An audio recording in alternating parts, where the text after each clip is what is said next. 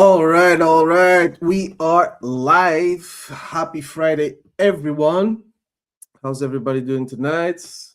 Don't forget to shout yourself out in the comments. Let us know you're watching. We'll have a nice special episode prepared for tonight. And yeah, let's get into the intro, I guess. No wasting time over here. So, if you're like me and you breathe and wow, man, let's start over. If you're like me and you live and breathe reptiles, it's been a long day. We aren't here for the clicks or the viral trends. We are here for the true passion.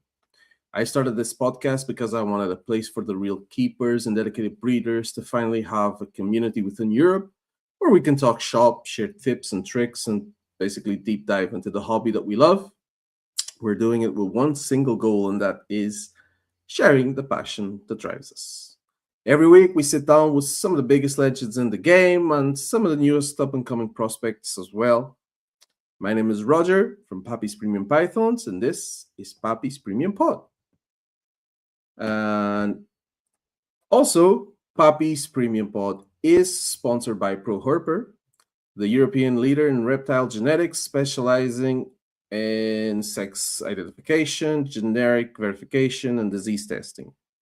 Join the global hashtag Breed Different movement now. Get the best value for your money and start testing with ProHerper today to find your reptile's genetic potential and maximize your collection's value.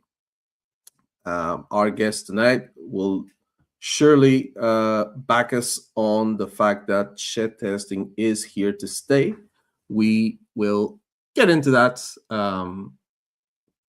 in this episode. So if you still don't think shed testing is the way to go, you need to wake up. ProHerper is known for his fast turnaround times, high quality tests, and European-wide accepted certificates. So check it out, proherper.com, ProHerper on Instagram, Facebook, and all that good stuff. So, ladies and gentlemen, tonight, in an industry where everyone's looking for the next big thing, tonight's guest has built a bit of an empire by perfecting his taste and pushing the limits of genetic complexity. Whether it's from the US or Europe, he has acquired some of the absolute best animals around to build his collection from the absolute best breeders around the world. Using his uncompromising eye for quality, his brand has become a benchmark for excellence across the British Isles, Europe, and basically around the world. He is a reader who understands that in 2026, building a legacy isn't just about the quantity of animals, it is about the precision of the projects and the integrity of the brand. Everybody needs to get on board behind that. He is a straight talker, a visionary in the rack room, and a true powerhouse in the UK scene. Ladies and gentlemen, joining us tonight, help me welcome one of the men behind Syclones Ball Pythons, Jordan. Hi everyone, how's it Good going? evening, good evening. What's up? How are you? All good, mate. All good. I love the way Good. the British people say that. Mate. What's up, mate? Anyway, man, what have you been up to? Busy Friday? Busy, yeah. Been pairing this morning. Got 12 pairings this morning. We've already had 3 locks, so it's good. Hopefully, most of them get their locks in. But we've got an ultrasound due next week, so it'll be nice to have another update on the ultrasound just to see where our females are at. But we've got about 5 females now that are on the cusp of laying or ovulating, so it's good, yeah, earlier than we expected, which is nice. I'm already seeing some people posting in group chats like pictures of eggs and stuff, and I'm like, damn, I wish I was in that position already. But no. So do you do the ultrasounding yourself? Yeah, well, me and my dad, Grant, as Yeah. most people know, he's a bit camera shy. That's why he's not. No, I'm joking. I moved out, so he can't be here anyway. But yeah, we do the ultrasound, so it's always. I mean, for us, I know a lot of people in the industry don't. I mean, for us, it was really a no-brainer. Mhm. From what we've discussed with other breeders that do use it, I know Yep. a few breeders in Europe that haven't used it, and now recently they are starting to use it. And it's just been a helpful tool for us to see where exactly they are at, and it's once you get the knack of it, it's pretty simple to use. So, no, it's definitely been beneficial using it for sure. Yeah. No, for sure. I mean, I think it's a must-have, even though I don't have one. But yeah, obviously, it is a bit of an investment for For sure. most people, Yeah. and yeah. But I mean, people have been breeding for years without them and have been successful. Yep. People are being successful with them, so I think everyone just needs to sort of look at their own case and There's make that more than decision. one ways to skin a cat. That's for sure. Yeah, exactly, exactly. But yeah, I mean, let's get into this. Like, if there's anyone watching that doesn't really know who you are, you know, who are you? Who are you? We're with the football chants now already. Jeez. Um, Yeah, so I'm Jordan. Me and my dad Grant, we started Cyclones end of 2024. Last year was our first proper breeding Mhm. year, which was in our eyes successful. Just it was a big learning year for us. Obviously, our first year going into clutches, hatching eggs, looking after babies. It was definitely a learning curve, that's for sure. Uh, Mistakes were made that obviously naturally you learn from, but yeah, I started in the hobby purely by luck. Really, I met my girlfriend in 2024, well, end of 23 actually, and then her brother said, oh, he was getting a crested gecko, and Okay. I actually thought about getting a gecko like a year before and then didn't. So that sort of sparked the interest into the reptiles.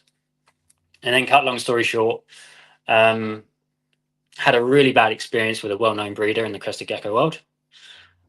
Stopped with the crested geckos, and we sort of, as like a pick me up, we went to a reptile store and we said, "Oh, should we get some snakes out?" And I was quite scared of snakes at the time. Like I was like, "Oh, I don't know," a bit unsure. And we got them out, and let's just say we walked out there with 4 ball pythons, and that was that. Oh, wow, So straight into the deep end. yeah, and then 4 became quickly 10, and then it was one of those things where, and this was purely from a hobby perspective. We just, Yeah.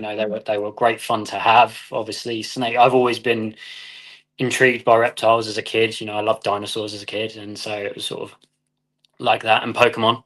Yeah, Um, of so, course. so it's, for me, this is like making my own Pokemon, which is kind of cool. But yeah, and then we discovered Morph Market, and it was As you sort of do. like, which is the auto trader for reptiles, which is kind of cool. And I remember vividly me and dad going through these Facebook pages and seeing a VPI DG clown for the first time, and we Okay. were like, wow. To this day, they are one of the best looking snakes out there in my opinion. And then of You course can't go wrong. Yeah. you see how much these things were when we went to say, oh, let's go on. You see the price tag and it's like, wow, okay. So then we started looking into like the genes and how ball pythons can take on genes really easily, from a visual perspective, and it sort of snowballed from there. And then we started meeting people in the industry, people like Tom Scott, and then meeting Devon from Prague Morphs, and then going over to America, and it's just snowballed from there really. Yeah. And here we are. Yeah. Yeah. Here we are. Okay. So it's a lot more recent than I thought. So 20, so it was basically going into a pet shop, buying a few ball pythons and snowballing from there. Yeah. Very good. Yeah.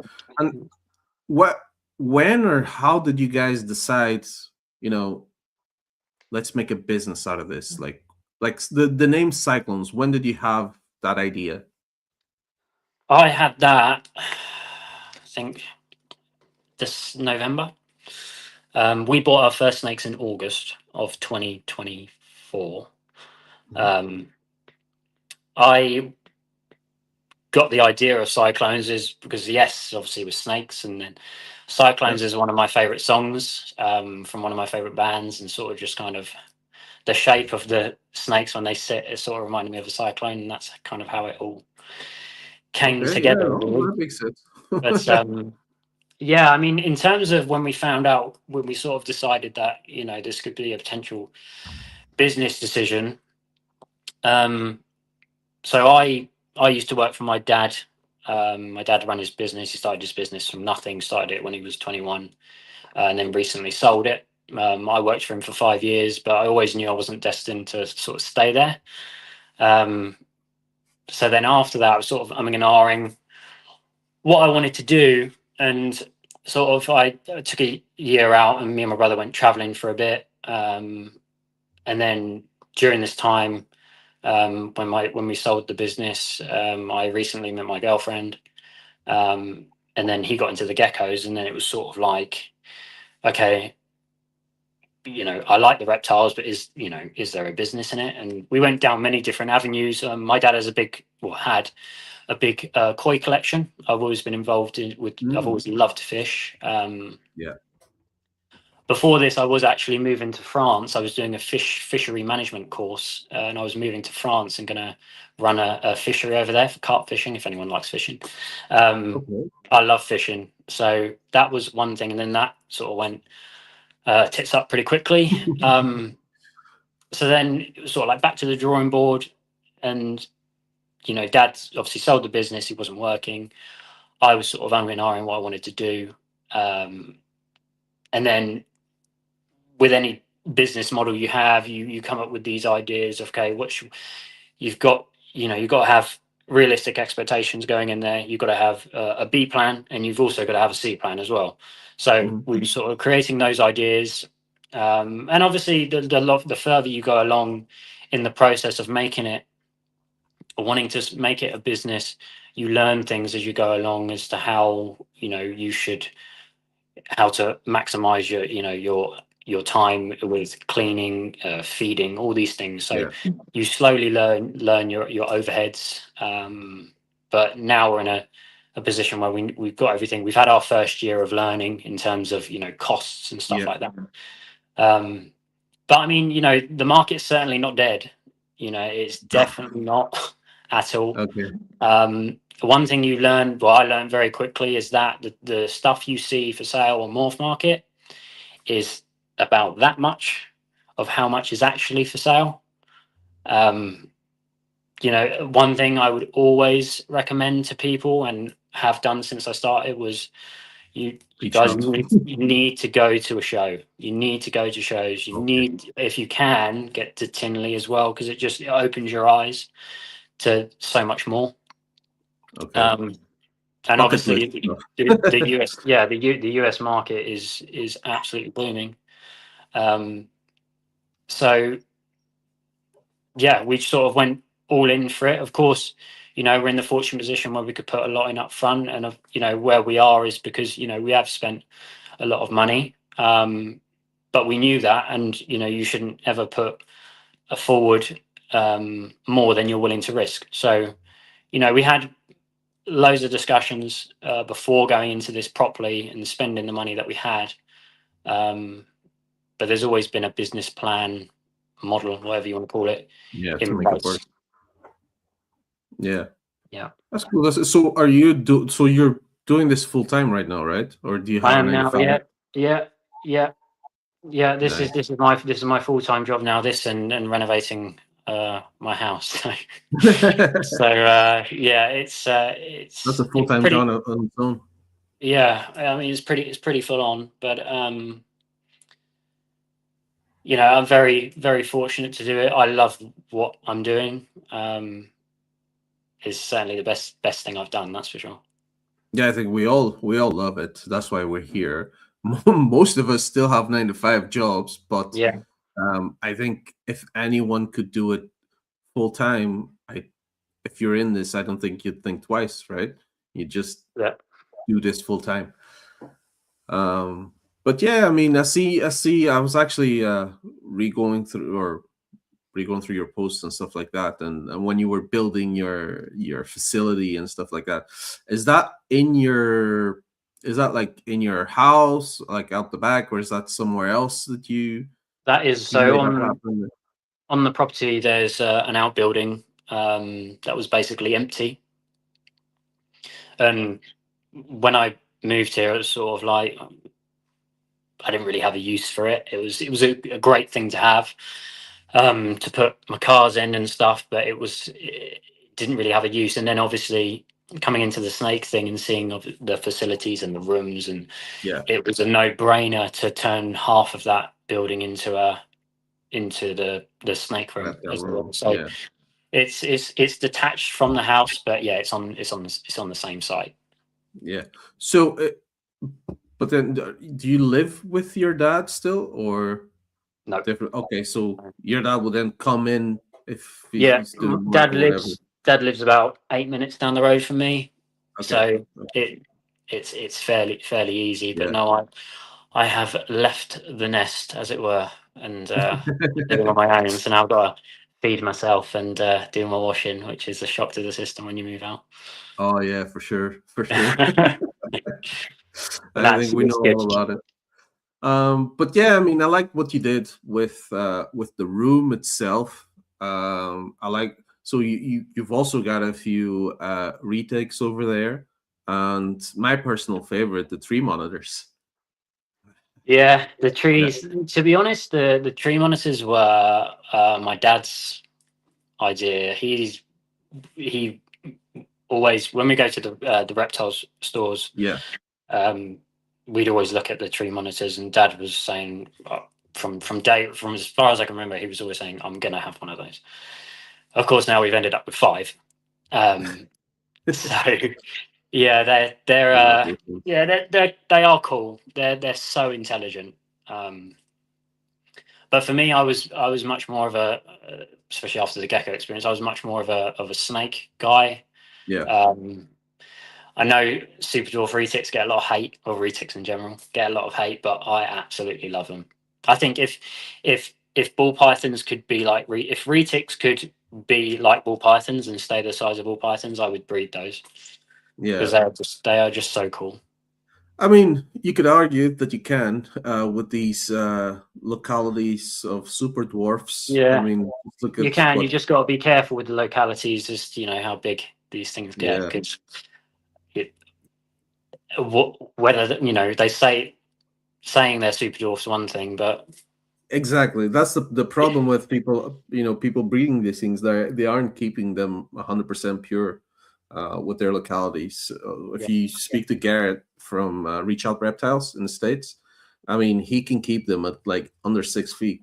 You know, which, super to be dwarf. honest, So. that's where we got all of ours from. And to be honest, it was probably the most comfortable person I was Oh, okay. I getting didn't know from. you got them from him. Okay, cool. Yeah, yeah, because it's one thing having something that's 9 foot, but if you've got something that's 15 plus, Yeah, it's a bit different.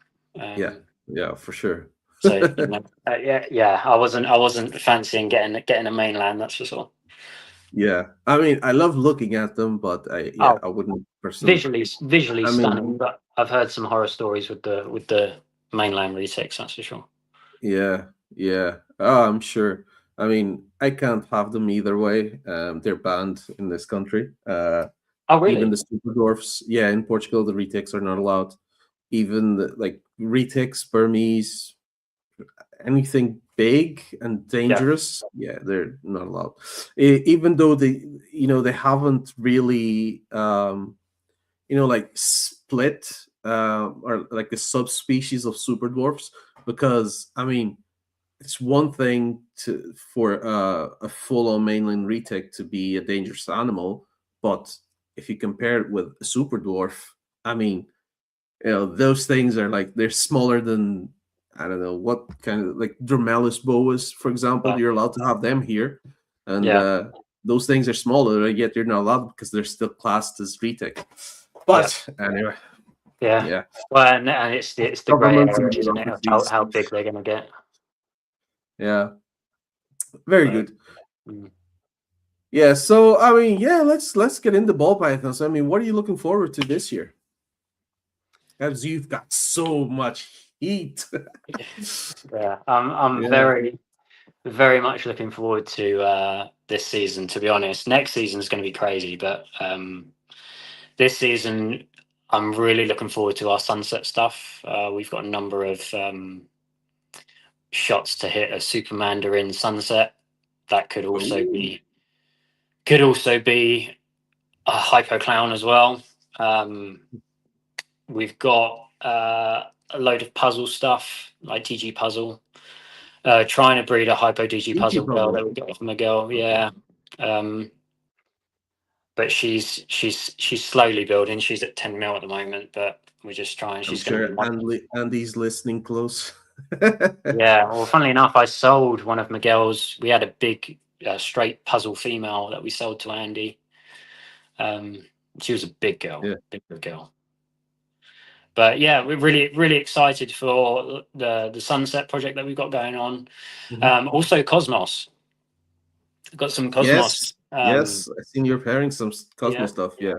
yeah. So our male, which is a Cosmos spotnose yellow belly DG het cryptic male, he is about 450 now. Wow. So we should hopefully get him into the program fairly soon. And then we've got a big breeder female Cosmos het DG that is paired to Is it? our ODYB hypo puzzle het DG. So Oh, Apple yeah, puzzles. Okay. it'll be interesting to see how Mhm. Cosmos interacts Yeah. with those genes. Um, What's your and thoughts on Cosmos then? Is it just Cosmos or is it Cosmos slash White Flame? What's the whole deal there? I'd have to ask Ralph. I don't. Yeah. Yeah, I mean the white flame stuff looks absolutely amazing in my opinion. Yeah. I think It's it's really incredible. nice. I love it. I know Brad Boa's got a load of stuff as well. Yeah. That he's I showing its saw you. image at the Yeah. moment. The So drone stuff. yeah, it does look good. I'm intrigued to see as well Tornado. Okay. How Do you the have how Tornado as well? no Oh, you didn't. Okay. no no. I There's would like only so many you can invest into, right? yeah, I would like to see more before sort of investing certainly that Yeah. amount into a project. Paint's something I'm looking forward to. I haven't got any paint. Me too, man. Yeah, but And you that know was what? It's so sad because if you actually think about it, they are so cheap. I mean, I saw like over in the States, like Jersey guys balls and stuff. I think he was selling like visual paints for like $450 and stuff like that. It's like, they're not expensive. I know Antoine's got a load of paint stuff, and from pictures that he's shown me, look they do look really nice. yeah, I mean, some of the stuff I've seen with the Orange Ghost, oh, I can't remember what they're enigmatic reptiles or something, or Yeah, reptile enigmatic or something. I don't know. But they're like they have some orange. They call it Orange Ghost. But basically hypo paints. Oh days, man! Those things are amazing. I would yeah, love to put it in the Ultramel. yeah, yeah. I um, mean, and then one sort of cool gene that we've got that I'm excited for is Gorilla. oh, did you? Okay, I was Yeah. actually watching Antoine's video today. Antoine's, yeah, yeah, Yeah, he was Gorilla. talking about Gorilla, Apricot, and a whole bunch of other stuff. Yeah, we've got a few. We've got Gorilla Het Hypos. We've got Super Gorillas. Yeah, we actually paired our Super Gorilla to our VPI DG Clown pin. Sorry, our pin VPI DG Clown male. So to make some Okay. triple hets because I really like how wide the dorsal is on the gorilla stuff, and Mhm. certainly with the super gorilla, it just sort of broadens it out, and Yeah. makes it really dark. So yeah, I mean, we were excited. That is one project early on. I think it was one of the first sort of batches of snakes that we sort of invested in, because it was just as visually it looked cool. Yeah. Yeah. If you're into the dark stuff as well, I mean, come on. Yeah, Yeah. I mean, there's a load of other dark genes that are out there that are not too well known. Certainly, I wasn't made of. There's some. At the moment, I hear new genes come out of the woodwork sort of every week now that I didn't even know they existed. Yeah. That all play a part. That looked cool. But yeah, I mean, the gorilla stuff was really cool to see. Obviously, we got to see it in person beforehand as well, because Dad went to Tinley Mhm. in 2024, the October show. I've only ever been. I was supposed to be going to Tinley this week, but decided not to, because I've already done the March show, and I feel like I want to see the October show just to see the difference of what people bring after like a full season Okay. Yep, for um, sure. of breeding. So some people say there's not much difference between them. Some people say, oh no, October show is better. Oh, yeah, that's what I hear everywhere. Mm. The October show is the one that pops the most. Yeah, what about Yeah. your European shows too? Normally, I know you've been to Ham a few times. Well, I went to Ham. I went to Ham like December, just gone. And yeah, I mean, the drive was killer, to be honest. Um, but Oh, you because then we drove, went, okay. yeah, because then and How then long we, is it for you guys? I think door to door, like from me to the tunnel through, is about 7.5 hours, I think. So, are you further north in England, or? I'm as southern as you can get. Oh, really? Yeah, And it takes that long? yeah. I am right on the coast. Literally, if you get a line from London, you go all the way down to the coast. That's where I'm at. Okay, very cool. Obviously, So seven and a half. the Yeah, tunnel, yeah. You have to go across to get to the tunnel. Yeah. yeah. But okay, so 7.5 hours. I thought you meant 7.5 hours just to get to the tunnel. No, no, no, no, no, no. With the tunnel and Okay. everything included, but Yeah. and then we drove from there to Amsterdam for a night, and then we came back. But yeah, the drive was good. No, the show was cool, and certainly it was a different. Of course, it was a different type of show to Tinley. There was certainly a lot going on. The Mm. the queuing system getting into Ham, for anyone who's been, knows it's just an absolute shit show. Um, getting in the door. If you're smart about it, it's not. Yeah, well, I learned that. I learned that Yeah, for yeah, the next time I go. But did Nijmegen as well. I really enjoyed Nijmegen, to be fair. yeah. I really wanted to go to Nijmegen, but I don't know. They canceled Yeah, it. It hasn't because been that's on. where I met. That is, to be honest, that's where I met most of the European guys. It's where I met Miguel as well. Yeah. It's also where I That met oh, that Justin. was yeah, that time that they all came over. Yeah, yeah. Yeah, So that I would have met been a I met great show. Miguel and Justin that week. So that was quite good. I was kicking myself for not going to that one. Mm, But yeah, yeah, with the kids and I, stuff, it was impossible it at was the a good. time. It was a good show. It's a shame it doesn't run Yeah, repetitive. continuously. repetitively. Yeah, exactly. Okay. Yeah. And what did you think of Ham compared to Tenley? Like, is it that much? Which one was bigger? Absolutely. Okay. Yeah. Because I don't know, I keep hearing the US guys talking about the Ham show, and it's like they make it sound so much better than I thought it was. I mean, it is. I mean, look at it, it's huge, it's big, but It's I a, it- don't it's know. a big show. There's a lot of different stuff Yeah, there. a lot of variety. Yeah, It's definitely like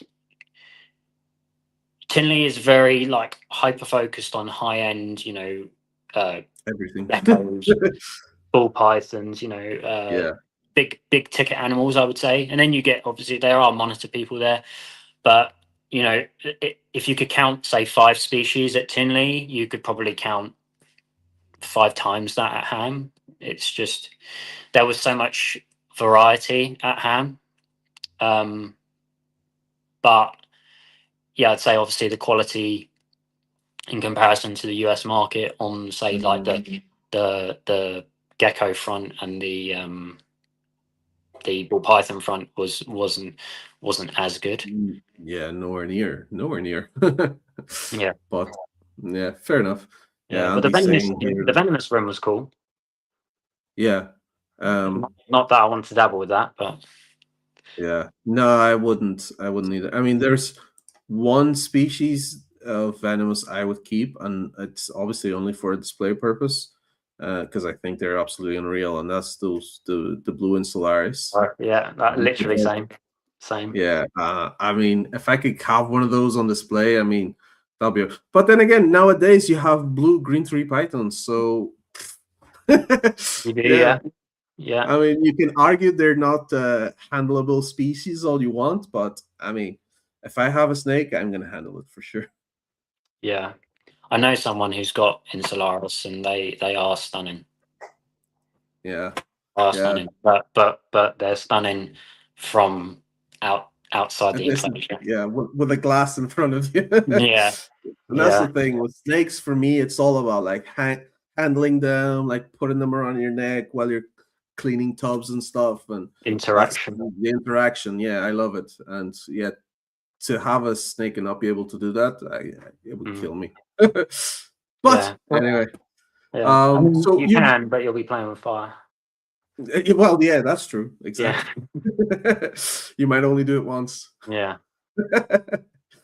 No, what you were saying earlier on that the market's absolutely not dead. So, what are your thoughts in like moving animals? You know, because you had some clutches last year. Were you able to move all your animals? Did you? How did that go? Yeah, I mean, obviously, there's the European market. European market is definitely getting better than when we started. It seems, or it might just be that obviously now that we're producing more, that it just seems to be that way. But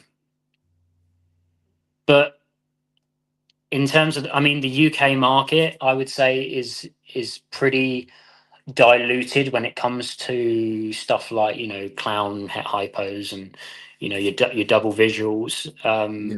But you know I think people need to understand that not the morph market doesn't define the market.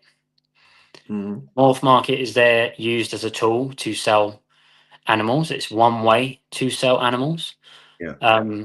And it's going back to the whole point of there are more than one ways to skin a cat, and there are more one ways to sell ball pythons. Now, having discussions with breeders in Europe, in America, these guys are shifting animals left, right, and center, and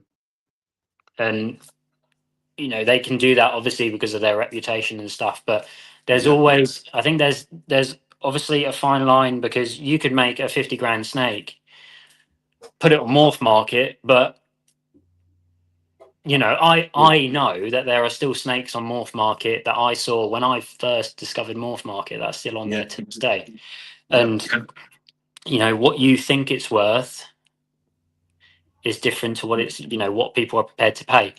Yeah. Um, Yeah. but as I say, the probably 98% of our collection were not bought on morph market. Okay. Okay. Yeah.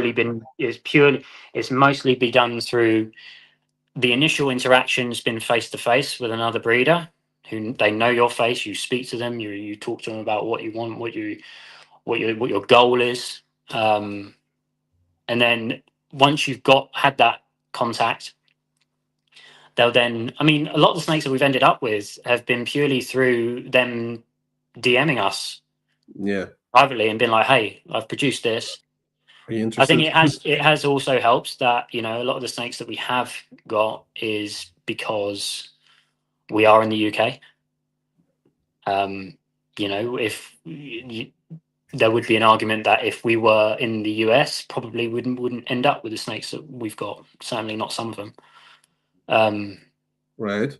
So purely from a I don't know a positive competition standpoint, as it were. But Okay. All right. I see what you mean now. Okay. because Yeah. yeah, I think you know there's some snakes where you get to a position in the project where you might get to a point where it's like, okay, well, I don't know what else I can do now. You've got a snake sitting there, but then again, you don't want to give your close competition an into the project. And obviously, we had just the most of the stock that we bought, we had just started. So maybe we got those snakes because we were fairly new, and also being overseas, that it was almost sort of a no brainer Yeah. for them.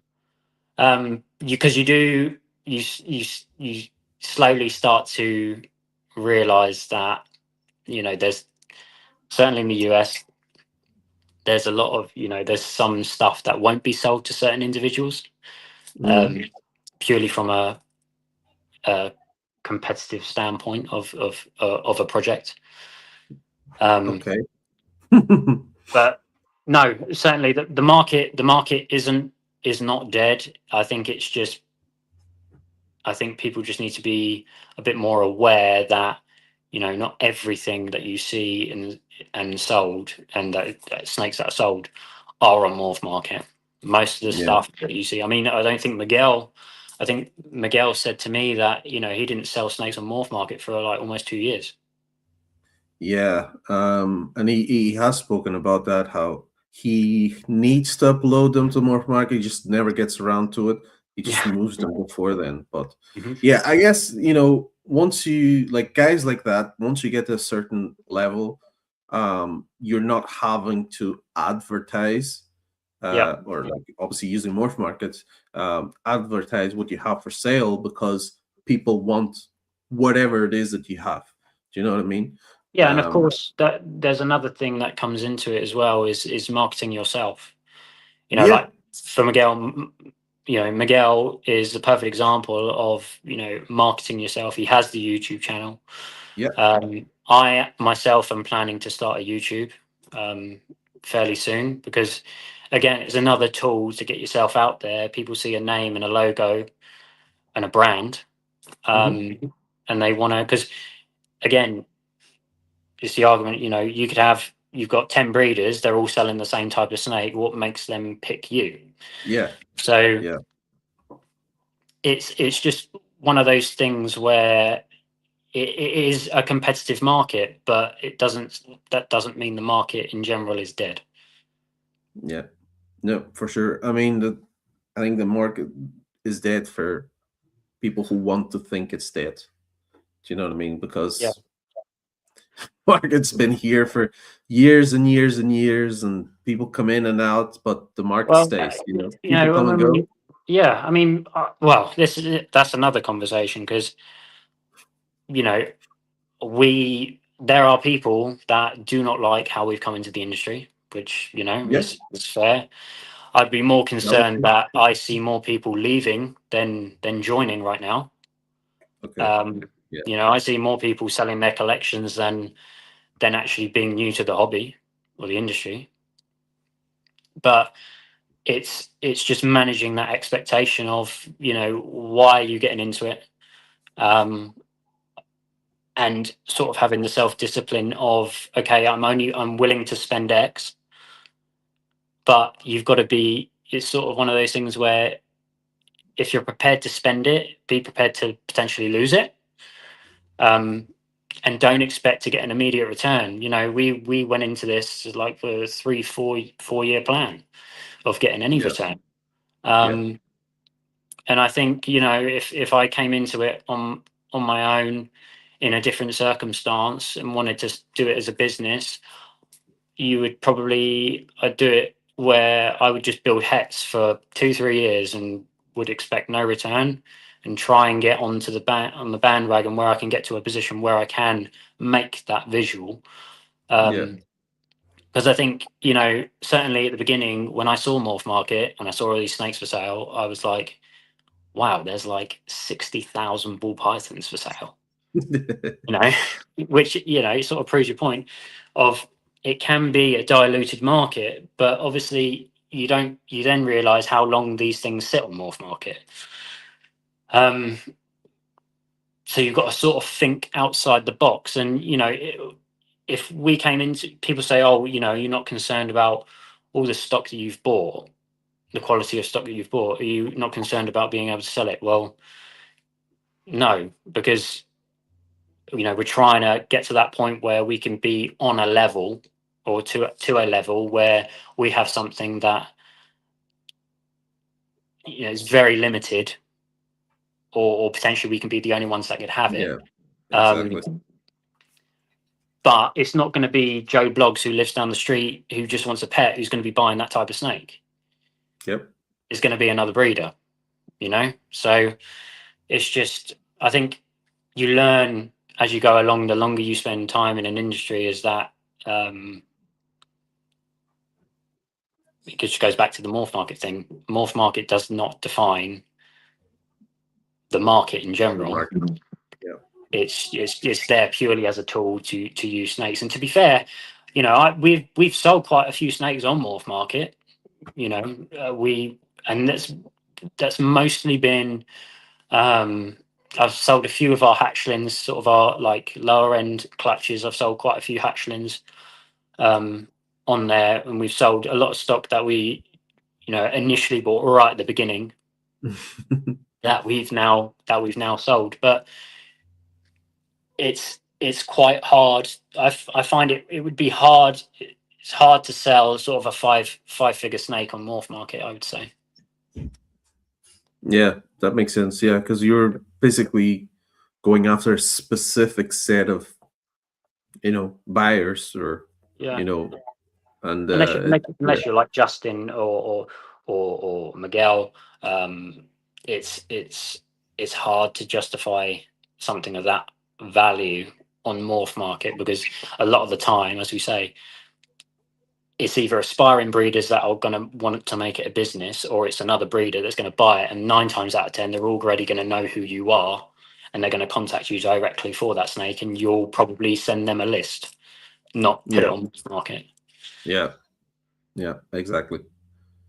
Yeah, I was gonna ask what, obviously you coming into the business or the industry fairly recently. What's the most expensive lesson that you've learned since you started? Most expensive. I think from a learning, I mean, I wouldn't say there's anything that's been like expensive that we've lost money on through a mistake. I would say if that we've bought, if that makes sense. It's more from a potential earning mistake. So, for example, we had our first clutch of eggs, that was good, and then we had another clutch of eggs that was fine, and then on the third and fourth clutch, we couldn't figure out at the time, all of our eggs wouldn't deflate. They were really, really tight. And effectively what was happening, of course, on the clutch that we could hit VPI Clown het DGs. Of course. I think all the snakes drowned in the egg because they were getting too wet. Oh man. Too moist. And then it took us another clutch to sort of figure that, because we found it odd that these, on the previous clutches, the eggs deflate and then you cut them, and then there's obviously, you hope for, no yolk sac to be in there. And yeah, we cut these eggs and they had massive yolk sacs. The eggs were full of fluid, really tight. So I would say, and of course it's on like one of the best clutches of our year. So I'd say that was probably the most painful, but I think it's something, again, it's like one of these, you've got to make mistakes like this to progress. The thing, it's okay to make mistakes. It's if you keep, it's repetition of making the same mistake, that's when it becomes an issue. Yeah, exactly. Um, Did you guys ever figure out what it was? yeah, the eggs were just getting too wet. So what we did was, so the boxes we were using, we stopped using the uh, stick film. Okay, yeah, We I've just put the heard. lid on. We just put the lid on. Somebody else did. I think it's Mike from Balls of Fury. I think he does that. He doesn't like the Like the, film on top of yeah, it. Yeah, he just lid on and that's it. Nothing yeah. else. So we stopped, and again, like everyone's incubator is different. It Yeah, depends. Obviously, the exactly. environments are different. So I'm not saying that will resolve everyone's problems. It worked for us. So the eggs, Trial and error. yeah, Yeah, trial instantly and error. after once we removed that film, um, it eradicated that issue, and the eggs were deflating as normal, and snakes were healthy, and we were good to go. But What yeah, I'd kind of say that. incubator do you use? Sorry. What kind of incubator do you use? We have got the Is it new one Bovine? is a herp something. Herpex. We used a Wilbanks small incubator last season. Yeah. Obviously, there's mixed reviews. I get people texting me saying, "Oh, they're great," and then I get some people texting me saying that, "Oh, watch Sure. out, you got to be Awful. careful." It's just one of those things. I mean, Yeah. we've put those sensor push thermometers in there as well. We're also getting this really high tech thermometers to put in there as well. So we're just trying to cover all bases. So Yep. what the incubator says on the setting obviously isn't the What's internal in? temperature of what it Yeah. actually is. Yeah. Yeah. So yeah, we're just trying to cover all bases with that to make sure that and it is now nice to have a backup incubator. That Exactly. if one Yeah. did go wrong, so it's quite Just nice. in case. We did dabble with the idea of making our own like incubator room, but we've sort of like gone back on that. It is an option to do in the future, but for Mm. now it's fine. Yeah. I would love that, to be honest. Just like a walk-in Mm, incubator. yeah. Yeah, that'd be cool. But listen, let me take just a quick sponsor break. Well, not really a break, but quick sponsor segment, and Now, we'll get right back to it if I can. There we go. Yeah, guys. Check out my sponsor, ProHerber. He has introduced Fast Track Genetics now, where you order your tests online at proherber.com. You hand over your samples at the ham show this weekend on Saturday, tomorrow, right? It's tomorrow. Yeah, tomorrow, the 14th, at the ham show. Hand in your shed samples, and you'll get your results by Sunday evening. Yeah, like Amazon's next day delivery for your shed tests. Hand over your samples at the ham show on tomorrow and get your results by Sunday. So super fast, super awesome. Yeah, get to it. ProHerper has almost all the tests available that you can think of. There's scored and snake tests for sex determination, microscale and scaleless. Obviously, ball python morph tests. He has now introduced ball python uh, sex determination tests as well. For I think it's like €10 or something like that. Yeah, so same quality tests, better value. All morph tests are now €35 between 1 and 9 animals, €30 between 10 and 49 animals, and €25 if you're testing 50 animals plus. And then your tests on the same animal is an extra €20. And yeah, you can just go to proherper.com to order your tests, and he's got the instructions, where to send them, how to send them, all that good stuff. Yeah, ProHerper is a company trusted by more than 1,000 breeders all over the world. Any shed that normally arrives by Wednesday will receive results by Friday that same week. And yeah, man, it's great stuff. Pappy's Premium Pod is sponsored by ProHerper, and we appreciate them backing the pod. So back to it. Jordan, What is one gene that you think everybody's sleeping on right now? Sleeping on. Uh,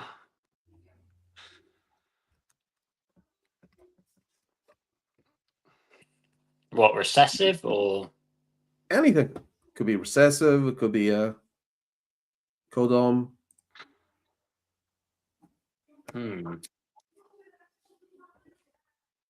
That is a hard one. I would say, I mean, I'm a fanboy of Sunset. I know people some people are mixed about Sunset, but I think there's so much potential with Sunset. Like, You there's would know. just, yeah, there's just, there's, I think, because Leviathan did that OD Ultramar Sunset, didn't they? Yep. That thing just looked like a bar of gold. Insane. Yeah, but I think there's a lot of stuff to play with on the side. Introducing. I mean, Redhead, for example, like Redhead, I feels like pretty untapped. I feel there's a lot of potential with the Redhead. I was speaking to Miguel last week, where he lost that red. It was a Redhead Dark Knight. Oh yeah, the one that was dead. Yeah, and you you showed me photos, but of course it's always the best snake that goes in a clutch. It was unreal. But yeah, Redhead looks really, everything that I've seen of Redhead and in potential combos from pairings that people have got. Yeah. I'm really excited for Redhead to see where that goes. I literally only have two. I have one female with it and one male with it. Okay. Yeah. Redhead with clown plus anything else. Yeah. It's really good. Yeah. White lace as well. Let's see more white lace and stuff. I mean, lace in general. Lace in general. Do you think people are still sleeping on it, even though that we've got shed tests for it now? Yeah, there's a lot of controversy behind, lace and mandarin before, because people were selling, mis-ID'd animals. But nowadays there's shed testing, so there's no excuse. Yeah. I mean, unless you don't have the money to invest. That's different. Yeah. I mean, we've got pairings this year that have got, I think, 5 codoms either side. So yeah, we'll be shed testing those. That's for sure. Ooh. Yeah, for real. Very good. So, shed testing for you guys. You guys need to do the whole CITES paperwork and stuff, right? To be able to shed test. Yeah. I think even for sheds, you need to do that kind of stuff. That is some bah. Yeah. That's some bull. Yeah, I'm tempted to start a lab here. Yeah, might as well. Partner up with RGI. Yeah. It'd be a lot easier, that's for sure. But no, it's good. The shed testing is great. I mean, certainly when you're starting out as well. I mean, just giving yourself the certainty of that is what it is. And everyone knows, like, when you have gene packed animals and you're trying to ID it. Yeah. I mean, I've done it, and loads of people do it, where you'll put a picture into a group chat, and you'll be like, what does everyone think of this? And you'll ask 5 people, and you get 5 different answers. Exactly. Especially for the most part. Especially if you're not hatching them all the time. Because one thing is to hatch, I don't know, spot nose fire clown or something, because everybody knows what that looks like. But then once you start stacking on stuff, that nobody's hit before, then it's shed testing. It has to be shed testing. I mean, especially obviously if you're coming up as well and you're trying to make a name for yourself, you not just for yourself, but for the stuff that you're selling, you want to make sure that it's right, because you don't want an unhappy customer, basically. Someone coming back to you a couple of years later, go, "Oh, you sold me this is this, but it's not this, it's that."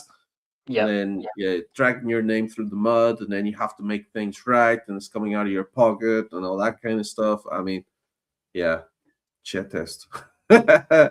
Yeah, I think it's just from a no business is better than bad business. That's what Dad's always said to me. So if you, it's worth the money, if anything, just from a mindset standpoint, to Yep, know that what exactly. you're selling is indeed what it is. Yeah. I've I bought a I've had people on Morph Market text me saying, "Oh, have you got, we'll say it's advertised as Het Monsoon or Het DG," and you just show them the proof. yeah. You got to do it, because then it's peace of mind for you and the customer, because Yeah, they can't come back and then they've got no doubt that they're buying something that hasn't got it. exactly. I personally would never buy a POS hat. Personally, yeah, it's not worth it. Yeah. we have done, if it's like a double het something and it's 100% het of something that we I want, was I was and gonna then get into that. Yeah, you because have something on the side. I've bought stuff like it's double head for, like, I don't know, ultra male clown, for example, and then it's like pos head pied. But it's like, Yeah, I don't care about the pied. I want it because it's head clown and head yeah, ultra male. So I mean, yeah. yeah, But if you're buying it hoping it's a triple head, then yeah. unless you're willing to test yourself, because I've bought animals that I've tested that were, I don't know, what did I buy?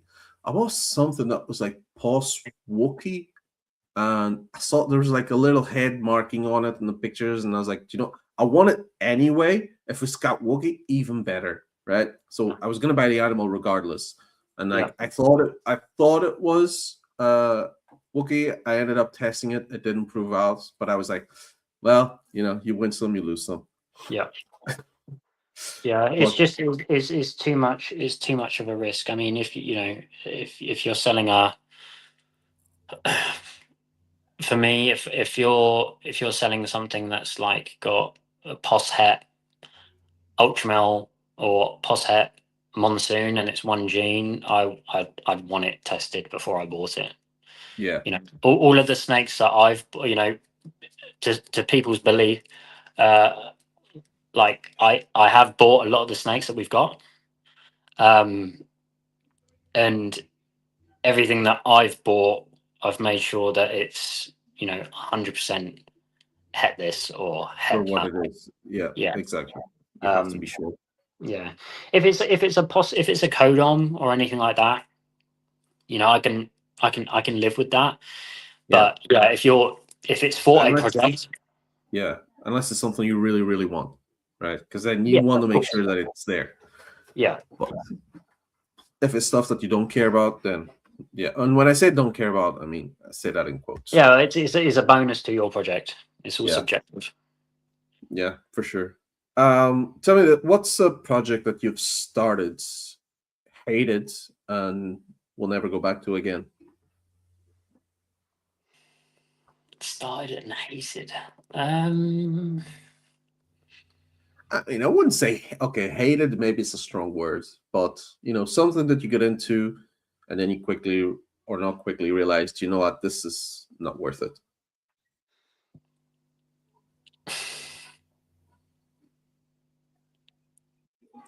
Just trying to think of If clutches. there is anything. To be honest, I don't think there is. I mean, there have been clutches where, like you do when you risk the odds, and we're risking odds. We're putting quad hets to quad hets and triple hets to triple hets this year, where you're always positive going into it, and then you cut the egg, and then you realize you've hit nothing. Yeah. But which is gutting. Obviously, it doesn't put you off the project, but I wouldn't say there's been a project yet that I've actually been like, okay, well, no, I really don't like that. Or like, why have we invested in that? Yeah, that's good. I wouldn't say there's anything that's wasted time. It's more just hitting the odds that's caused it. I really want to. My favorite gene is monsoon. Just out and Okay. out on its own, monsoon for me is my favorite gene. I think the color palette is there's so much potential with the color palette of that snake, not so much the pattern, because the pattern already to me is perfect. But seeing what to do with that really, really excites me. But there's a lot of we've got a few like het monsoon pairings. So again, it's like one of those things where I'd be gutted if we don't If get you at don't least get one one. visual. Yeah, yeah. Yeah. But no, I don't think there's been a project where I'm still on the fence with zebra. Okay. I haven't seen we've got a couple of het zebra stuff. We've got a visual fire zebra male. But I feel like I need to see more of it to I think really like get an appreciation for it. there was one on Justin's video today, I think. Yeah, DG Zebra, maybe something. yeah. But I haven't seen that video. I saw it posted. I yeah. didn't watch that. I'm in the same boat with Zebra. I've seen a lot of it. It's just like there's nothing that really like strikes out at me. It's cool, but yeah, I think not I like think I think I'm gonna throw a VPI bunch of money at it. Cool. like VPI. I think the best thing with that will be when someone does a VPI DG Zebra, Yeah, because then exactly. the marketing will just soar that project because of the whole The black and true white zebra. strap. Yeah, The true zebra. Once we see the true zebra, and I've heard other people say the same thing. But yeah. yeah, I think once we that see will the true really zebra, that then will we'll know. really take off the project, because just from a marketing standpoint. Yeah. You know? The name's perfect. Yeah, exactly. The way So we have true ghosts, we would call it true zebra. yeah, or maybe the whole combo could be called just Zebra, Yeah. or something of that. But yeah, I mean, to me, black and white snakes look awesome. All black and white snakes look Yeah. awesome. I Yeah, would for sure. say I would take VPI DG over VPI clowns every day of the week. Yeah. To me, they just look so much better. Yeah. I agree. I'm definitely looking to start a project recent, but then again, it keeps falling behind on my list of things because I'm a color guy. I like ultramale. Ultramale's my thing. Ultramale clowns, like, they're it for me. And I I know really want, Ricardo from Most yeah, Wanted loves Ultramare too. yeah. Quite a bit of my stock came from him. Okay. Not just Ultramel, a bunch of stuff. Because Yeah. like I live like 20 minutes away from him. Okay. So Cool. yeah, I've been there a few times. Yeah. Yeah. No, Giving him my hard-earned money. Yeah, I like Ricardo. But He's a good guy. yeah. And yeah, I mean, now with the whole paint stuff, like paint's gonna be my next purchase. Well, it has to be my next purchase. But like I said, I keep adding stuff to my Morphlagic list. But like, I'd love to start like a DG VPI project of some sort, because I also love the pure black and white snakes. Yeah. Breaking things. Cool. So, who's producing the best ball pythons right now? Okay, I'll make it easy for you. Is it the UK, the US, Europe, or Asia? Everybody forgets Asia nowadays. Even when I Asia's wrote got the some, question, I had to add Asia at the end because I forgot about it completely. Asia, And then I Asia's got some remembered. heat. Yeah, Asia's got some heat. they started like importing all our animals and buying in bulk and stuff, and they've just sort of gone quiet. But once they start putting out the stuff that they're making, and I mean, some of them do, but I mean, I can't wait to see it. Yeah, Like, I just mean, look at Justin buying that quad visual. What was it? Hypo DG. Hypo. Oh man, I forgot what it was. So Hypo DG Exantic Clown. Yeah, Hypo DG Exantic Clown. Yeah. Yeah, It came from Taiwan. Yeah. Yeah, and I mean, you've got Fabulous. You've also got Satoshi Shockwave. I don't know how I was actually meant to text him, and I keep forgetting to do it. Salmon and from Finest Pythons in Korea, because they've now banned ball pythons in Korea. So yeah, I don't know how that whole thing is going. What it sort of went quiet. We heard the list came out and they were banned, and then we haven't heard anything since. But no, yeah, I hope no, he's okay. it was quite upsetting to see that, to be honest. Yeah. But yeah, it's who's creating the bet? I mean, you have to say the US, because there are just so many good guys. I mean, Hulk Herps created the first Paint paint puzzle. puzzle. Can't wait to see it. Yeah, and then you've got. I bet it's gonna be insane. Because if it wasn't cool, he wouldn't bring it to Tinley, I think. But Yeah, that's true. I think it's gonna look amazing, and they're building so much suspense around it. I can't wait. I wish I was there. That would be cool. I mean, I'm a big Sunset fan, so obviously you've got Brock Wagner, you've got Brad Barr, you've got Miguel, and then obviously you've got Justin. With that VP, I can't wait to see that VPA. Oh, we did. Edward just said he just posted it now. Oh, cool. I got to see that afterwards. But I'm gonna search for it and see if I can pull it up on the screen. But yeah, and then you've got Justin. With that, was it DG Monsoon Clown Het VPI? DG. Yes. Yeah, I mean, I cannot wait to see that DG VPI Monsoon, let alone with the clown involved. It'll be unreal. I wonder, is he gonna show it? I'm just looking at his stories now. He doesn't show it. Damn it. He didn't show the animal, unless he posted it somewhere else. I don't know. Edward's in the comments. Maybe he knows. Let us know in the chat. I just see people hovering around this table. Oh. Anyway. But yeah, okay, so yeah, the US wins. Obviously, as well, from a numbers perspective, they have more chances of hitting stuff. And yeah, the biggest people are there. Yeah. Oh, well. Yeah. There's just so many big breeders over there. When I went to Tinley, it was eye-opening and jaw-dropping at the same time how many, and this was a March show, how many powerhouse world's first snakes there were. Oh, sorry.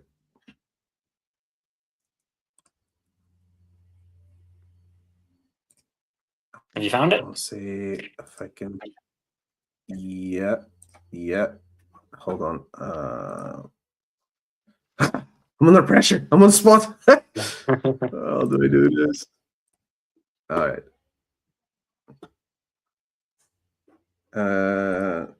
Oh, I need to add it here. Can you see the screen? Yeah, I can see it. There we go. Oh, wow. Oh, really, wow. Those sides look really cool. Puzzles.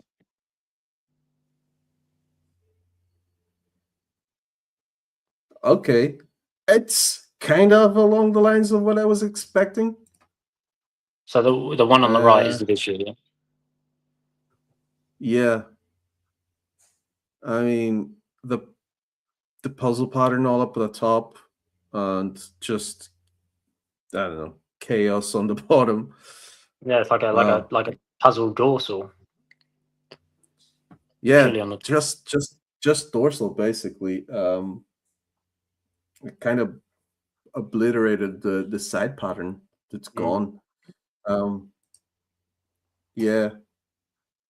That's cool. I mean, I'm not the biggest puzzle fan, but yeah, I can't say much. Okay, there you go. There you have it, guys. If you haven't seen it yet, there you go. Paint puzzle from Hulker's Herps. Yeah, that's cool. I like it. And Of again, course, he doesn't you have know, a you chuck nice you tag. chuck you chuck codons in there as well. It's it'll be interesting to see what it does. All right. Oh, they did a close up. Hold on, let me bring it back up. Bit of a close up.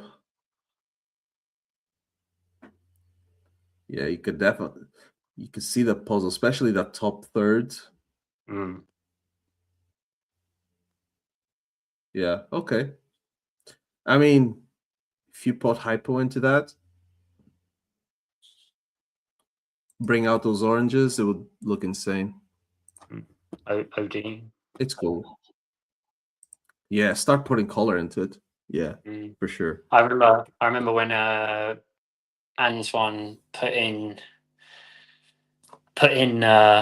he posted those. He made an OD. He made a YB monsoon, and then he made the OD YB monsoon, and that thing just like blew my mind. Yep. Yep. I still, to be fair, every time I speak to him, I ask him for updates on those snakes because they just look so good.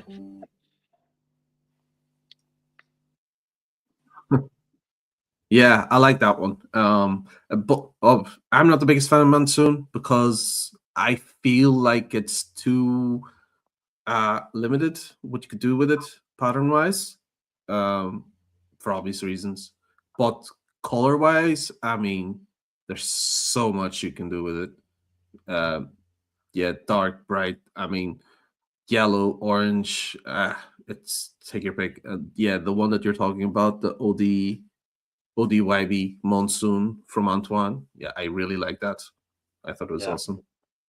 Yeah, we have a special yellow belly monsoon male, and that thing is really bright. But I think the OD one I think is a bit better. Yeah, I mean, and that's only one copy of OD. I mean, you could still go, super OD or high intensity if you get that OD from what's his name, Chris Herndon, like his super high OD stuff. I mean, that stuff is crazy. Yeah, I like a lot of Aussie stuff as well. Oh yeah, I mean, OD is Aussie all the way, but yeah, stuff Aussie makes is crazy. Yeah. All right. Well, I mean, we're already a bit past the 1 hour mark. I usually try to keep it at 1 hour for the guys at home and stuff as well. Let me just ask you last couple questions, sort of quick.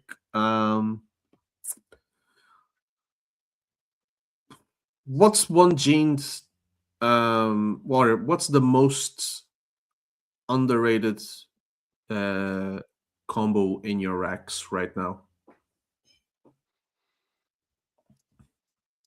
Chocolate spot nose hypo puzzle. That's the most underrated. Wow.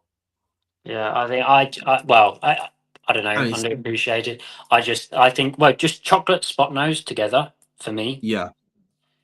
Is crazy. Is just, and then putting and I would say chocolate hypo together. Yeah. To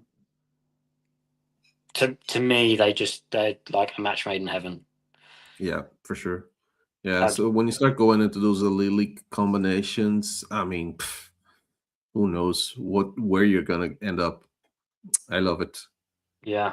I think because our first holdback was we made last year was chocolate spot nose hypo puzzle. Nice.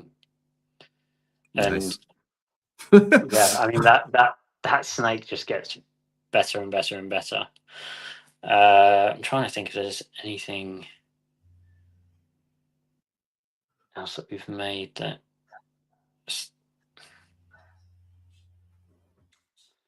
Underappreciated or underrated. Yeah.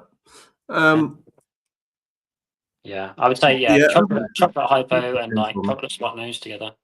that depends on the on people's taste as well. Mm. Okay, let's go. If you could only keep one project for the rest of your life, what would it be?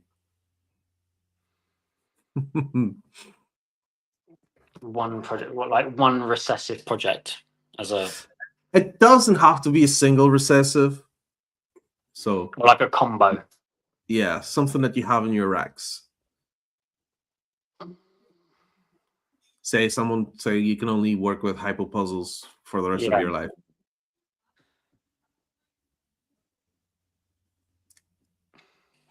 Could be something that's not done yet. yeah. It would be like just. I think for me, it would be DG Monsoon combos. Yeah, black and white. Or Oh yeah, no, you need to put Xantic into that. yeah, or just like for me, just because of like how it all started, this journey would be the VPI DG Clown project. Yeah. I would just be intrigued to throw color genes in there and just see what happened. Okay. Yeah, that's cool. I mean, that what was it that Justin made? It's like, was it Confusion Spot Nose, Confusion spot nose, like yellow VPI DG DG Clown, Clown yeah. or something? I Yeah. mean, We bought from Justin, which is now our biggest male, actually. He is spot nose, yellow belly. What was he? Spot nose, yellow belly, fire, VPI clown. you And also got an Xantic VPI Clown from him, right? we got a I remember VPI, we got a seeing. triple visual from we got a VPI DG clown from Justin, a female. We got a VPI, we got 1.1 VPI clown het DGs from Justin. And then we got the spot nose yellow belly fire VPI clown from Justin. Yeah, Yellow Belly And and Fire. Ah, nice. You yeah, make those really black and white snakes. yeah. And then and we've got spot nose VPI clown het DG from Justin. Okay. So we got another coat. So we got at the moment in terms of like with VPI DG clown project. We've got pinstripe in there and we've got spot nose in there at the moment. Yeah, I saw in your stories the other day they were locked. Yeah. This morning they're locked. Yeah, that's But awesome, man. That's awesome. I mean, if you could have, because that'll be triple visuals, right? That'll be all triple visuals with the possibility of pinstripe in there. yeah, and to be honest, I know people knock pinstripe, Man. but when it's in the VPI DG Clown project, Yeah, I yeah, think it looks really cool.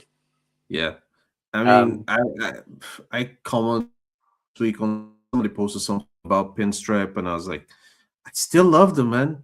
And, people keep hating on pinstripe, but like, initially when I first started, it was one of the genes that caught my attention the most.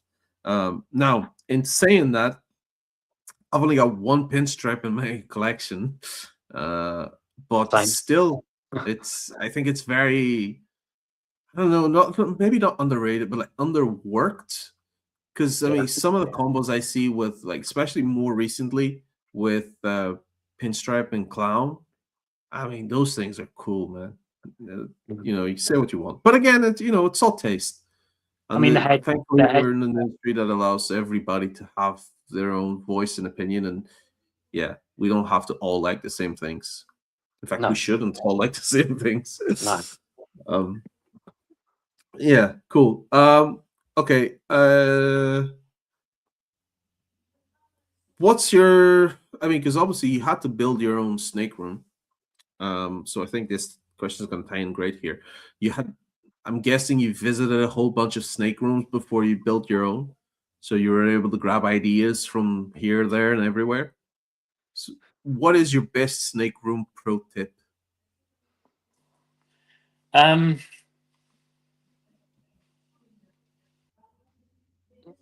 what like as a must have, I would say airflow. Okay, Airflow is a must. You know, you don't want stagnant air. Um, that's crazy. It's like airflow is one of those things nobody ever talks about, and I've had now 3 guests in the show talk about airflow. oh, really?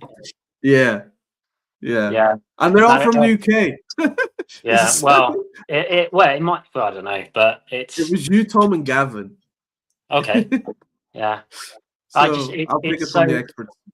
it's so well. I'm not an expert, but but yeah, it just it's a must really. I mean, it's just when we first built the facility, we didn't have any fans or anything like that going on, and you know you have then with humidity as well, then you have mold problem, um, damp. It just doesn't, and you always come out of there because obviously it's heated as well. Mm. Having airflow, once we put those big fans in there and got them on timers, it made the world of difference. And it felt like it might have just been like a psychological thing, but it just felt like the snakes fed better, um, and Oh no, I everything. mean they can feel the pressure in the air, so Yeah, I'm sure that they would have felt the difference. yeah, yeah. But no, airflow is the number one thing for me. That was sort of like, wow, this has changed quite a bit because it wasn't from the get go that we had it. We went probably 3 months without it, Mm. and it just made a world of difference. Okay. Um. But in Yeah. terms of like Before, visiting, sorry, go on. go ahead. No, go ahead. I was just going to say, like, in terms of visiting people's facilities, I mean, it's purely on what works, and obviously, a lot of people are limited on space. Space is something that is My always, problem. yeah, a common problem. Um, so what might work in one facility might not work in another. Some Mhm. facilities have a natural airflow, you know, Yeah. whereas ours, we built it in a way that we didn't we didn't look at a snake facility blueprint and say, right, we're going to do this sort of thing. We asked people like Miguel, we asked people like Justin, we asked Justin about whether we needed underfloor heating. um, what should we have a HVAC system? um, all these things. The one that evaded us was clearly the fan conversation. um, There's always something. yeah. um, but in terms of the layout and design, I mean, I pretty much came up with the layout of the room, and naturally you'll see on the videos when I did the highlight of the facility, what you have in your mind going into it as an empty space very quickly changes, Yeah. because you just learn in the space. I think another must have that's been like life changing for me has been the retractable water hoses. Ah. Okay. Yeah. They The host. Yeah. they have Yeah. Yeah. just been unreal. They're just so easy. Stopping having to go from each tray, go to the sink. You know, it just 10 Yep. meter retractable hose. You can just top up and then obviously fill up all in one go. It I've been saves so thinking of much time. installing one here. Yeah, Sorry. because I've been thinking about installing one here because yeah, I keep having to go and fill up the. I have a big like sprayer, but I mean, it doesn't Yeah. last for the for all the tubs. But Yeah. yeah, I've been thinking of install. It's that and a sink. Yeah, Yeah. one of those big industrial sinks. I think yeah, it would make a world of difference. Yeah. I mean, in Big. the summer, not so much because I like to I can go out in the garden and to get the hose out in the garden to clean all the tubs and stuff. But Yep. in the winter when it's rainy and miserable, and it's like I don't want to go outside, but Yeah. tubs still need cleaned. Yeah. Well, your weather's a lot better than ours, that's for sure. Yeah, it has its days. Yeah. Well, I can imagine. Yeah, but Yeah, I think but most places. yeah. Okay. Do you have a horror story? I mean, yeah. Well, okay. You didn't mention the one with the eggs. I suppose that's pretty bad. Yeah. In terms of other horror stories, had a tree monitor escape its enclosure. That was not fun. Ooh. Oh, I meant to ask as well. Are you breeding them? No. No. Okay. No. Shame. Well, we might do in Not yet. future. We Yeah. have at the moment. We've got 1.2 biacs in one big enclosure at the moment, but we're selling the greens. So eventually the male will go into his own big enclosure, so we'll have a big free roam. But when we obviously you see behaviors in the lizards that we have a temporary enclosure for the male, so whenever it's starting to get a Yes. bit heated or whatever, we take the male out and put him in a temporary enclosure, and it's all fine. But yeah, they are quick, very quick. And especially when they don't want to be picked up. Anyone who's held monitors will know that your hands very soon turn into Bits. yeah. So it's Oh man. that's probably like not so much a horror story, but I mean it wasn't ideal. That's for sure. We breed our own rodents as well. Oh yeah, didn't get into that. Good one. Yeah, and There's yeah, always horror story with rodents. There's anyone always. who breeds rodents know like how cannibalistic these things can be. And yeah, I mean, when very early on, when we just bought our first rodent rack, I was pulling the trays out, and obviously the rails in the trays stop about an inch before to be able to unhook the tray under like the Yeah. nipple, the water nipple. Yeah. And yeah, I pulled it out one day and had it must have been literally resting on the edge, and this thing just literally dropped, and about 30 rodents just scarpered everywhere. And I was trapping rodents for about the next week and a half. It was not ideal. Uh, I mean, that's not so bad. That's much better than coming back into a room with a flooded tub or something and the stink of. Oh yeah, well I've had that where they've chewed through the water line and all the water's like filled up the tub and they're just wallowing in the water. That's not fun. So Oh, yeah, geez. anyone who's thinking about starting to breed rodents, enjoy. Yeah, think carefully. Yeah, but there are major benefits as well. Yeah. I mean, I think the benefits outweigh the negatives, but Yeah, but when it goes bad, it goes bad. yeah, maybe my missus is right. She won't let me breed rodents. Yeah, it's I just have enough to deal with. Having snakes. I don't need any more headaches. yeah. Uh, With rodents, anyone who's thinking about doing a rodent shed, extraction, having an extractor fan, yeah, because yeah. in the height of summer, we all know how hot British summer gets. Um, as well, when they're just sat in a shed with no extraction on no timer, Not good. it's like walking into hell. Yeah. Yeah.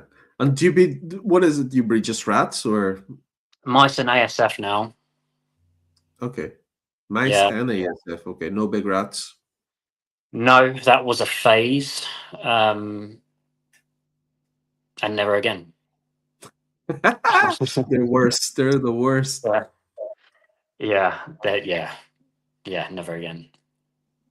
Okay. Yeah. Very good. All right. We're up to an hour and a half then. Jeez. Like I said, once you start talking Yeah, snakes, I mean, it just flies. goes quick. Yeah. But nomination time. Let's get into the section where of the show where you basically get to nominate the next person to come on.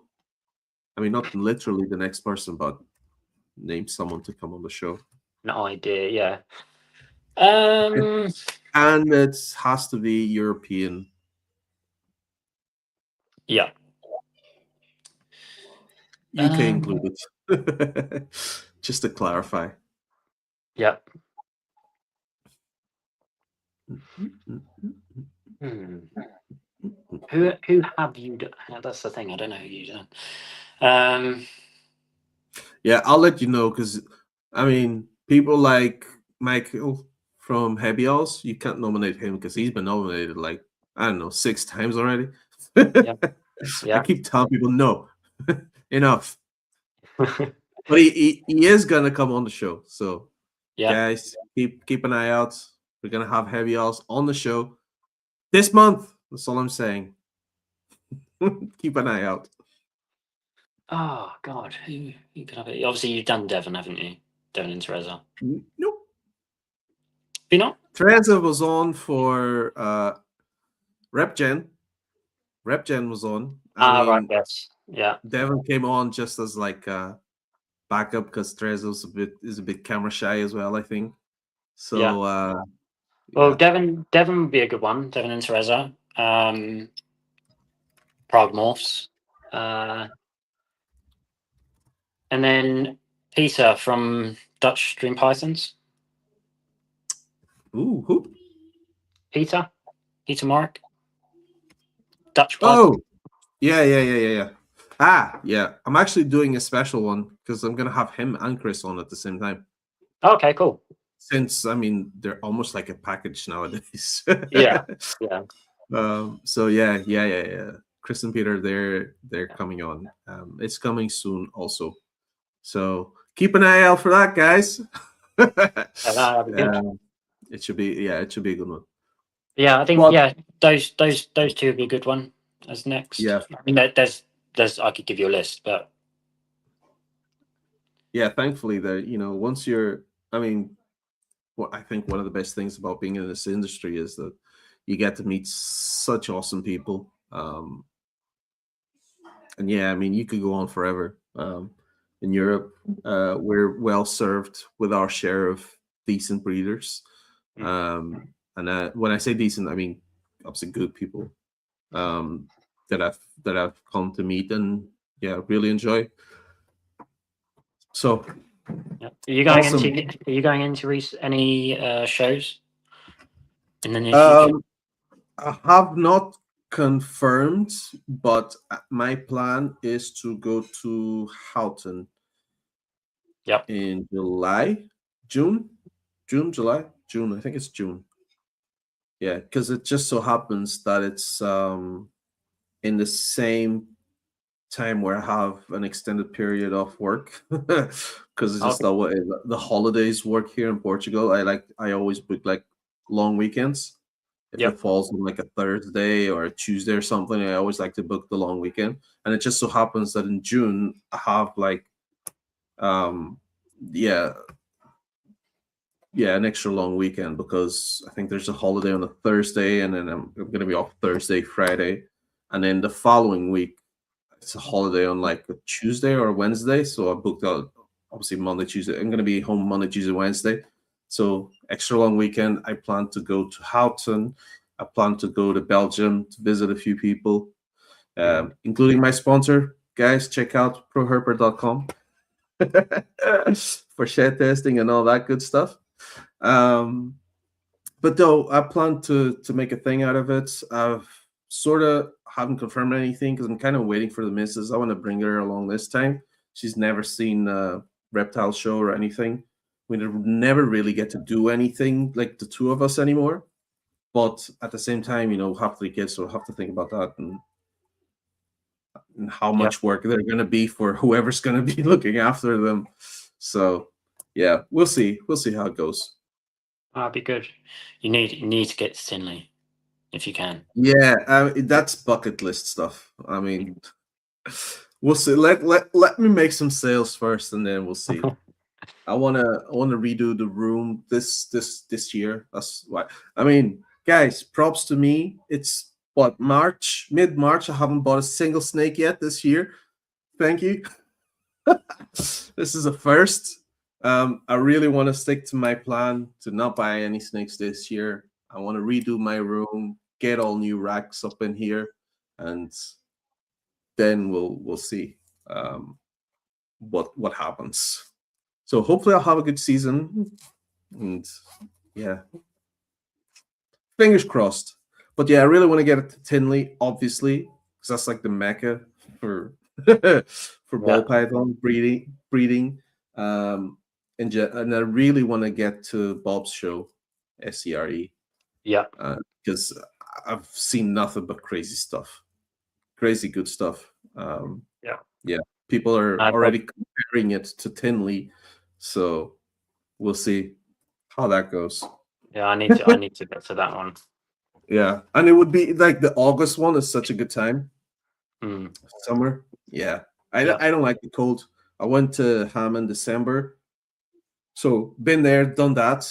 I was thinking about going to hunt in December, but I don't like the cold, and because I want to do like a little lap around, Netherlands and Belgium, yeah, I want to go in the summer because then I can be out in a t-shirt. yeah. Yeah, well, when I went to Tinley in March, it was snowing, so Yeah, it was it was like probably it. snowing in October as well. Yeah, well, it was like it. We got there and it was fine, and then it was raining, and then it went from like bright sunshine, hot, and then it went to snow, and then it went back to it was yeah, it was Oh, crazy. microclimate. Yeah, it was Nah. crazy. All right. Well, listen, man, it's been a pleasure. No, thank I'm you for gonna let having me. these people go to sleep. We'll have Yeah, to be conscious of the people in Europe because they're like an hour ahead. Thank you, yeah, Andy, for being here. I know you really love your sleep, but Andy stays up. It's way past his bedtime. He stays up for this. Appreciate you, Andy. But yeah, guys, that's a wrap. Big thank you to Jordan for coming on, sharing so much information, hanging out, spending time with us. It's an absolute pleasure to thank you have for you having me. on. Hopefully, we'll meet each other someday, and yeah, I can buy you a beer as a thank you or something. Ah, no, And it's no problem. yeah, I mean, I'm gonna say goodbye to these lovely people. Feel free to hang out if you want backstage. And yeah, I'll let these people go. Edward's in the comments. Good show, guys. Appreciate you. Opus Python, still waiting on those YouTube videos. Get to work. And yeah, you too, Jordan. Now you've said it live. I've witnesses that you said you're going to start a YouTube channel. So I'm Yeah, going to hold you up to that. yeah, I'm gonna try. I've got just a little bit left to do on the house, and then it's all go on the YouTube.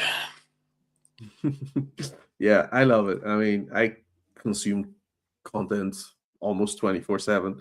Mm. I mean, not 24/7, but at least I think my daily YouTube average is like 8 hours. That's how much I'm on. Yeah, and I work and I have kids, and yeah, That's a maybe I flight shouldn't say this ticket. live.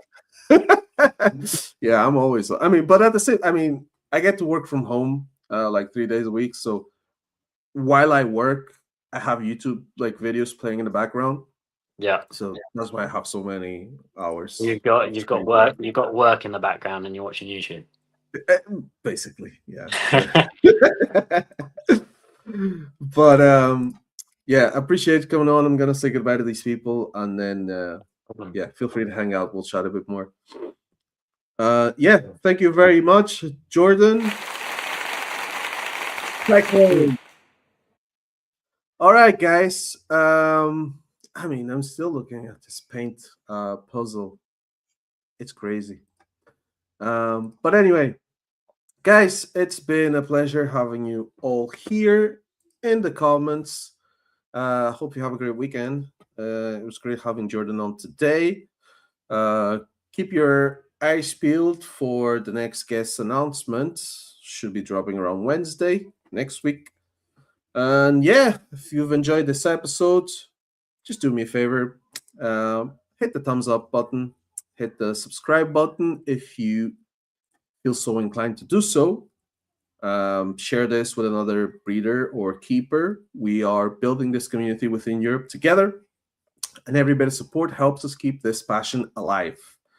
You can find more of my work at Pappy's Premium Pythons on Instagram, YouTube, Facebook, TikTok, Morph Market, all that usual stuff.